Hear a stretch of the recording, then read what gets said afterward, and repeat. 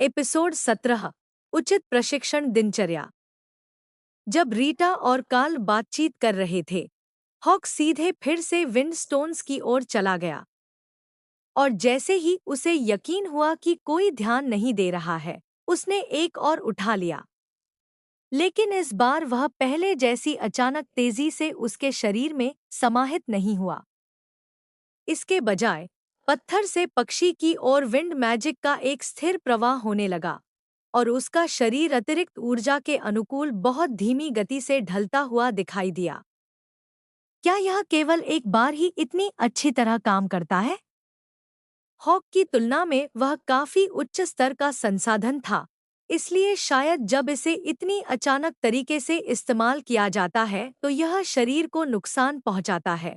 रीटा ने सुझाव दिया और अपनी छोटी काली लटों को आंखों से हटाया।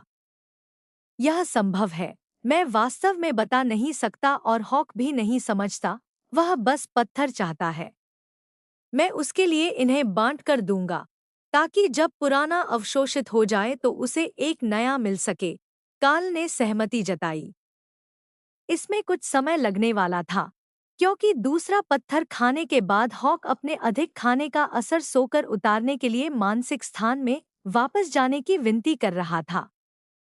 फूड कोमा, कार्ल ने समझाया जब रीटा ने गायब होते पक्षी को उलझन भरी नजर से देखा। उसने आह भरी और सिर हिलाया। यह उचित प्रशिक्षण दिनचर्या का हिस्सा नहीं है, लेकिन आज हम इसे माफ कर सकते हैं क्योंकि उसकी इतनी बड़ी सफलता हुई है। मैं तुम्हारी डाइट प्लान को मंजूरी देती हूँ और इन्फ्यूज्ड ब्लड नियमित रूप से तुम्हारे पास पहुँचाया जाएगा। साथ ही कुछ हफ्तों में एक नया स्ट्रेन स्टोन भी मिलेगा। उम्मीद है कि यह वाला लंबे समय तक चलेगा क्योंकि दूसरा हमें इतनी जल्दी मिलना संभव नहीं है। ऐसा लगता है कि तुम्हारी क्षमताएं बहुत तेजी से बढ़ रही हैं, लेकिन उतनी ही तेजी से संसाधनों की भी जरूरत पड़ रही है। शायद अगर तुम कॉन्ट्रैक्टेड बीस्ट की दर से स्वाभाविक रूप से बढ़ते तो केवल भोजन के संसाधनों से ही यह कर पाते, लेकिन जंगली मैजिकल बीस्ट्स के बारे में जो हम जानते हैं उसके अनुसार उन्हें भी स्वाभाविक रूप से ऊंची रैंक तक पहुंचने के लिए कुछ दुर्लभ वस्तुएं खानी पड़ती हैं या अजीब ऊर्जाओं को अवशोषित करना पड़ता है। कार्ल को वास्तव में जिस चीज की जरूरत थी वह हॉक को बेहतर बनाने का कोई तरीका था ताकि वह केवल बढ़ता ही न रहे बल्कि अपने स्तर के दूसरे राक्षसों को भी हरा सके। भविष्य में उन्हें संभवतः बीस्ट पैक्स और आक्रमणों का सामना करना पड़ेगा और उनकी तरफ से एक राक्षस का दूसरी तरफ मौजूद 10 राक्षसों के खिलाफ होना उनकी जीत की संभावना के लिए बहुत कम मायने रखता। एक साथ काम करने में सक्षम होना एक अच्छी शुरुआत थी, लेकिन अपने दम पर वास्तव में शक्तिशाली अस्तित्व माने जाने के लिए यह पर्याप्त नहीं था। हॉक ने अपने दिमाग में मनोरंजन से फुफकारा। मेरे स्तर का और कौन सा हॉक अपनी मैजिक में इतना अच्छा है या उड़ान में इतना शानदार है? मैं जानता हूँ कि तुम सबसे अच्छे हो, लेकिन मैं हमें और भी बेहतर बनाने के तरीकों के बारे में सोचने की कोशिश कर रहा हूँ, कार्ल ने जवाब दिया। हॉक चुप हो गया और इसके बारे में सोचने लगा। हॉक्स को केवल एक स्किल की जरूरत होती थी, अपने शिकार को मारने की क्षमता, लेकिन उसने सोचा कि अपने भोजन को मारने के और तरीके होना जरूरी नहीं कि बुरी बात हो। शायद अगर वह दूसरे पक्षियों को ऐसा करते हुए देखे तो वह इसे बेहतर करने के तरीके खोज सकता था। विंडस्पीड हॉक को यकीन नहीं था कि यह संभव भी था, लेकिन वह कार्ल को खुश करना चाहता था, इसलिए वह रैंड को नए तरीकों से इस्तेमाल करने की कोशिश करने के लिए तैयार था। क्या हम ट्रेनिंग एरिया में नीचे जा सकते हैं? मुझे लगता है कि ट्रेनिंग के दौरान हम जितना ज्यादा वास्तविक मुकाबला देखेंगे, हमारे लिए खुद को बेहतर बनाने के तरीके सोचना उतना ही आसान होगा, कार्ल ने सुझाव दिया। हॉक कुछ समय तक बाहर नहीं आने वाला था, इसलिए जब तक मौका था, कार्ल को खुद ट्रेनिंग कर लेनी चाहिए। रीटा उसे डॉर्म्स से बाहर लेकर गई और उसकी बालकनी के विपरीत दिशा में मौजूद मैदान में ले गई। वहां खुले मैदान में पत्थर के चौकोर हिस्सों वाला एक बड़ा ट्रेनिंग एरिया था और छात्रों का एक बड़ा समूह वहां निहत्थे कॉम्बैट तकनीकों की ट्रेनिंग कर रहा था। वे सभी दूसरे वर्ष के छात्र थे और जो कुछ वे कर रहे थे उसमें बहुत अच्छे थे, लेकिन केवल उन्हें देखते हुए भी कार्ल को इस बारे में विचार मिलने लगे कि वह और हॉक मिलकर उन्हें कैसे हरा सकते थे। आज हम कुछ अलग करने वाले हैं। चूंकि तुम्हारे पास एक तरह की रेंज्ड स्किल है, मैं तुम्हें डिफेंसिव बेसिक्स से शुरू करवाना चाहती हूँ। अगर तुम मैजेस द्वारा सीखी जाने वाली मैजिकल आर्मर स्किल्स के बिना दूरी से लड़ रहे हो, तो तुम्हारे पास ब्लॉक करने का कोई तरीका होना चाहिए।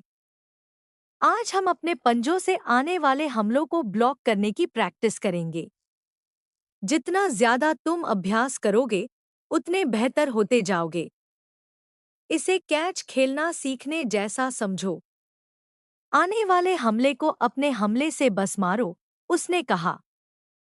किसी तरह यह दोस्ताना विवरण कार्ल को बेहद भयावह लगा, खासकर तब जब वह उसे निहत्थे कॉम्बैट वाले मैदान से दूर और एक विशाल बंकर की ओर ले गई। यहाँ तुम्हारे स्तर के मैजेस ट्रेनिंग करते हैं, मजबूत कॉमन क्लास के छात्र जो अवेकन बनने की सफलता के करीब हैं। उनके पास तुमसे थोड़ी ज्यादा स्टैमिना हो सकती है, क्योंकि वे ज्यादा समय से अभ्यास कर रहे हैं, लेकिन हमलों को बनाने की तुलना में उन्हें डिफ्लेक्ट करने में कम ऊर्जा लगती है। अब शुरुआत में वे तुम्हारे सिर के ऊपर ट्रेनिंग हॉल में फायर करेंगे। चिंता मत करो, उनके स्तर पर उन्हें लक्ष्य से पूरी तरह चूकना नहीं चाहिए।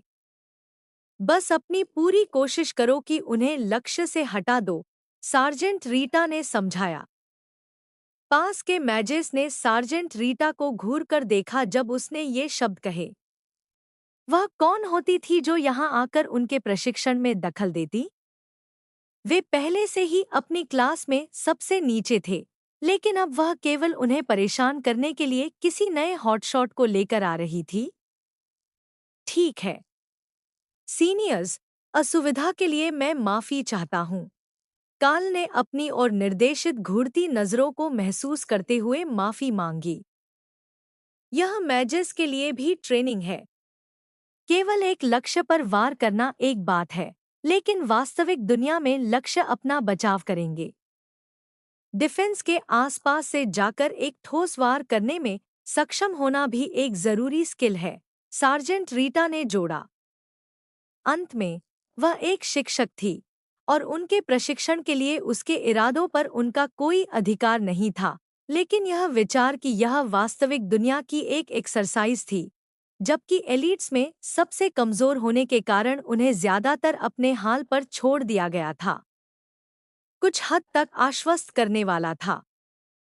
सार्जेंट रीटा कार्ल को ट्रेनिंग ग्राउंड के दूसरे छोर तक ले गई, जहां 1 दर्जन लक्ष्य लाइन में लगे हुए थे। ठीक है सभी लोग, लक्ष्य यह है। तुम्हें हमेशा की तरह केवल लक्ष्यों पर वार करना है, लेकिन इस बार यहाँ कार्ल उन शॉट्स को डिफ्लेक्ट करने की पूरी कोशिश करेगा और उन्हें लगने से रोकेगा। तुममें से 1 दर्जन और उसके सामने अकेला वह।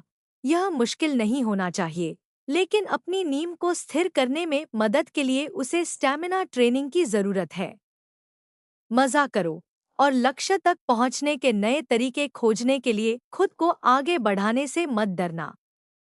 उसके बोलना खत्म करते ही उन्होंने कास्टिंग शुरू कर दी और कार्ल ने घबराहट में कम आउटपुट पर रेंडिंग ब्लेड्स कास्ट करना शुरू कर दिया, जिससे वे विभिन्न स्पेल्स से टकराने लगे। कुछ डिफ्लेक्ट हो गए, कुछ केवल धीमे हुए और कुछ केवल थोड़ी शक्ति खोकर अपने आप आगे निकल गए। क्या हुआ? यह पूरी तरह स्पेल के एलिमेंट और उसकी शक्ति पर निर्भर था।